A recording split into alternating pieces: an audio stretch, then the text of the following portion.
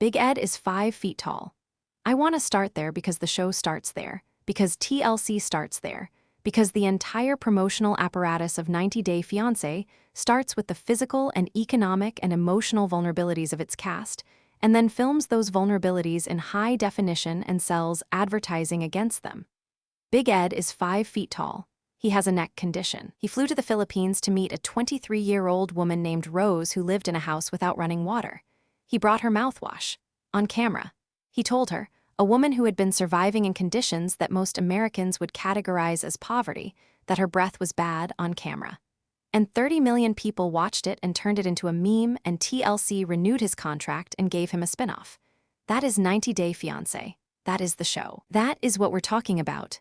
Here's what nobody says about 90 Day Fiance, and I need you to hear this because it reframes the entire franchise. The K-1 visa, the visa that gives the show its name, is a document that formally structures a romantic relationship as an immigration transaction. The American partner files a petition. The foreign partner is granted entry. They have 90 days to marry or the foreign partner must leave. This is not a metaphor for the transactional nature of the relationships on the show. This is the literal legal framework. The United States government created a visa category that gives an American citizen 90 days to decide whether to legally bind themselves to a foreign national, and TLC looked at that framework and said, "This is a television show." And they were right. It is a television show. It's one of the most successful television franchises of the last decade, spawning over 20 spin-offs including Before the 90 Days, Happily Ever After, The Other Way, The Single Life, Pillow Talk, and something called 90 Day Diaries, which is essentially the cast filming themselves because TLC realized they didn't even need camera crews anymore. The franchise generates hundreds of millions of dollars in advertising revenue. It is TLC's flagship property. It has made D-list celebrities out of people whose primary qualification for fame is their willingness to be humiliated on international television. The humiliation is the product. I want to be absolutely clear about this because the show's framing obscures it. 90 Day Fiance is presented as a love story franchise. The opening credits feature hearts and wedding imagery. The narration speaks of couples who met online, fell in love, and are now navigating the K-1 visa process. The framing is romantic. The content is not. The content is a catalog of human desperation, so comprehensive that it functions as a taxonomy. There is the desperation of the American who cannot find a partner domestically and has turned to international dating sites. There is the desperation of the foreign partner who is, in many cases, seeking economic opportunity as much as or more than romantic fulfillment. There is the desperation of both parties to make a relationship work when they have spent, in some cases, a total of 2 weeks in each other's physical presence. And the show films all of this desperation and calls it drama and sells it to an audience that watches with a mixture of genuine empathy and undeniable superiority. The power dynamics are staggering. This is the part that makes me genuinely uncomfortable, not as a media critic but as a person. The American partner holds the visa. The American partner holds the housing. The American partner holds the bank account, the car, the phone plan, the health insurance. The foreign partner arrives in America with, in many cases, nothing except a suitcase and a legal dependency on the person who brought them there. They cannot work without authorization. They often don't have a driver's license. They frequently don't speak fluent English. They are, in the most literal sense, dependent on their American partner for everything, and the show puts cameras in the room while this dependency plays out as relationship conflict. When Anfisa, the Russian woman who appeared in Season 4, demanded designer goods from her American fiancé Jorge, the audience called her a gold digger. They were not wrong. But they were also not looking at the structural reality, which is that Anfisa was a young woman in a foreign country with no legal right to work, no independent income, no support network, and no recourse if the relationship failed other than deportation. The designer goods weren't greed. They were insurance. They were the only tangible assets she could accumulate in a situation where her legal status, her housing, and her entire life in America depended on the continued goodwill of a man she had met on the internet. The show never frames it this way.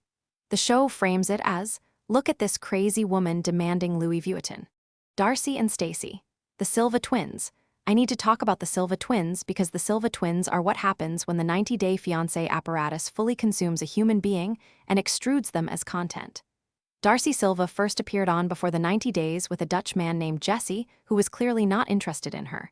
She then appeared with a British man named Tom, who was clearly not interested in her. She then got her own spin-off, Darcy and Stacey, which documents her and her twin sisters' ongoing romantic catastrophes alongside their escalating cosmetic surgery. And the cosmetic surgery is the tell. The cosmetic surgery is the thing that reveals what the show is actually doing to its cast. Darcy's face has changed more dramatically across the seasons of 90 Day Fiance than any character in the history of serialized television. She has had procedures so extensive that she is, in the most recent seasons, difficult to recognize as the person who appeared in her first episode. And the show documents this transformation without commentary. It shows her before. It shows her after. It lets the audience react. It films her talking about her insecurities. It films her getting more work done. It creates a feedback loop in which the show generates the insecurity that drives the surgery that generates the content that drives the show. This is not documentation. This is participation. TLC is not observing Darcy's transformation. TLC is funding it. The franchise has become something genuinely unprecedented in television history. 20-plus shows, hundreds of cast members, a content ecosystem so vast that dedicated fan communities track the off-camera lives of participants with the intensity of intelligence analysts. The 90 Day Fiancé subreddit has over 500,000 members. Cast members appear on Cameo, selling personalized video messages to fans. They launch OnlyFans accounts. They sell weight loss tea on Instagram. The show has created a class of micro-celebrity whose fame is entirely derived from the public documentation of their romantic and immigration struggles, and who then monetize that fame through the same platforms that amplified their humiliation. And the audience? The audience watches for the same reason anyone watches reality television, which is the pleasure of comparison. You watch Big Ed hand Rose mouthwash and you think, at least I'm not that. You watch Darcy sob in an airport and you think, at least I'm not that. You watch a 60-year-old woman send money to a 25-year-old man in Nigeria who may or may not be catfishing her and you think, at least I'm not that. The pleasure is not empathy. The pleasure is distance. The show provides a controlled environment in which the audience can experience the failures and humiliations of other people without risk, and the K-1 visa framework gives that experience the veneer of a legitimate documentary subject. We're not watching people be humiliated. We're watching an immigration process. The international dynamics are the darkest part of the franchise and the part that receives the least critical attention. 90 Day Fiancé regularly features American men traveling to Southeast Asia, Eastern Europe, and Latin America to meet women who are, in many cases, decades younger and from significantly less affluent backgrounds. The show presents these relationships as love stories. They are, in some cases, genuine connections. They are also, in structural terms, transactions in which an American passport and a middle-class income are exchanged for youth and physical attractiveness. The show knows this. The producers know this. The audience knows this. And everyone participates in the collective fiction that what we're watching is romance rather than a globalized marketplace in which citizenship and economic opportunity are the currency and human beings are the commodity. Before the 90 Days, the spin-off where American cast members travel overseas to meet their partners for the first time is the purest distillation of this dynamic. The American arrives in a foreign country. They meet someone they've been talking to online. The gap between the fantasy and the reality becomes the content, and the gap is almost always a gap of power. The American has the passport. The American has the money. The American has the option to leave. The foreign partner has the option to perform whatever version of themselves will result in a visa application. Both parties are performing. Both parties are desperate. And TLC films the performance and the desperation with equal enthusiasm because both are content. I've watched more of this franchise than I am comfortable admitting. I've watched Angela, a 60-year-old grandmother from Georgia, scream at Michael, her Nigerian husband, on every platform from TLC to Instagram Live.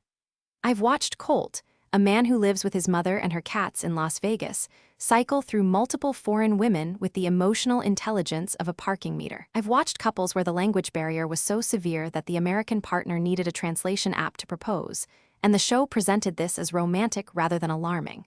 And I keep watching. We all keep watching. Because 90 Day Fiancé is, beneath the exploitation and the manufactured drama and the cosmetic surgery montages and the immigration anxiety, a show about the universal human fear of being alone. Everyone on the show, American and foreign, attractive and not, wealthy and not, is there because they are afraid of being alone. And TLC has built a billion-dollar franchise by filming that fear and selling it back to an audience that shares it. That is what reality television does. It takes the things we are most afraid of, loneliness, rejection, inadequacy, aging, poverty, and it puts them on a screen and it says, watch. Watch someone else experience the thing you're afraid of. Watch them fail at it. Watch them be humiliated by it. And feel, for 30 minutes, the relief of knowing that today, at least, it's not you. 90 days, that's what the visa gives you. 90 days to build a life with a stranger in a country that might not want them, on a show that definitely does, for an audience that will forget your name the moment the next season starts casting. The cruelest thing about 90 Day Fiance is not the exploitation. It's the title. It promises a love story. It delivers a transaction. And the 90 days are just the warranty period.